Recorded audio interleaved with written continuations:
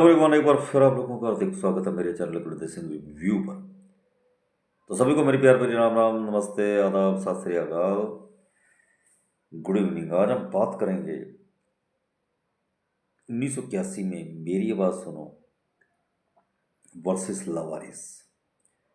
इन दोनों फिल्मों की जबरदस्त टक्कर हुई थी और इस फिल्म में, इन दोनों फिल्मों में हाईएस्ट ग्रॉसिंग फिल्म कौन सी थी, यानी कि ज़्यादा पैसा किसने कमाया था, लवारिस ने या मेरी आवाज सुनो ने। लेकिन एक बात है कि उस साल जो हाईएस्ट क्रॉसिंग फिल्म थी वो तो क्रांति थी, लेकिन दूसरा नंबर नसीब को गया था, वो भी अमिताभ बच्चन की थी और मनमोहन देसाई द्वारा निर्देशित थी। ये सभी जानते हैं कि नसीब एक बड़ी पॉपुलर फिल्म है, लेकिन लवारिस और मेरी आवाज़ सुनो और नसीब फिल्मों में एक फ़र्क है। मेरी आवाज़ सुनो एक क्लास फिल्म थी जिसमें हर तरह का वर्ग इस फिल्म को देख सकता था। अगर आज की बात करें तो मल्टीप्लेक्स वाला भी, क्लास भी, मास भी, हर तरह के वर्ग की ये फिल्म थी मेरी आवाज़ सुनो। एक 5 साल के बच्चे से लेके 10 साल के बच्चे से लेके 60-70 साल का बूढ़ा भी इस फिल्म को एंजॉय कर सकता था। सेम बात लवारिस पर भी लागू होती है, दोनों बड़ी क्लास फिल्में थी। गीत संगीत की बात करें तो लवारिस का संगीत मेरी आवाज़ सुनो पे भारी पड़ता है। लवारिस के गाने बहुत हिट हुए थे। मेरे अंगने में तुम्हारा क्या काम है, जिसका कोई नहीं उसका तो खुदा है यार, अपनी तो जैसे तैसे, काहे पैसे पे इतना गुरूर करे। तो लवारिस के गाने बहुत अच्छे थे। मेरी बात सुनो क्या संगीत कोई ज़्यादा पॉपुलर नहीं हुआ था, गीत संगीत उसका ढीला रह गया था, ये बात तय है। तो फिर आप सोच रहे होंगे कि इस फिल्म, इन दोनों फिल्मों में बाजी किसने मारी होगी। डेफिनेटली आपको लगता होगा कि लवारिस ने मारी होगी, क्योंकि इसमें अमिताभ बच्चन है, मेरी बात में जितेंद्र है। हालांकि दोनों ही मोस्ट सक्सेसफुल स्टार रहे हैं, दोनों एक दूसरे को टक्कर देते रहे हैं। तो ये जो टक्कर हुई थी दोनों की, मैंने स्पष्ट कर दिया कि उस साल हाईएस्ट फिल्म 1981 में क्रांति थी।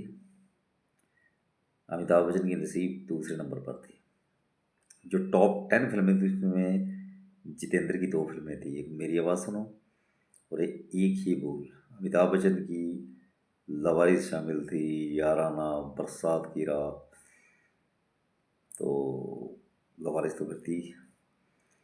अमिताभ बच्चन की ज़्यादा फिल्में थी। धर्मेंद्र की कातलों की कातिल फिल्म, प्रोफेसर पैरेलल टॉप 20 में शामिल थी। लेकिन यहाँ बात हो रही है कि मेरी आवाज़ सुनो कुछ ज़्यादा दर्शक मिले थे या लवारिस को।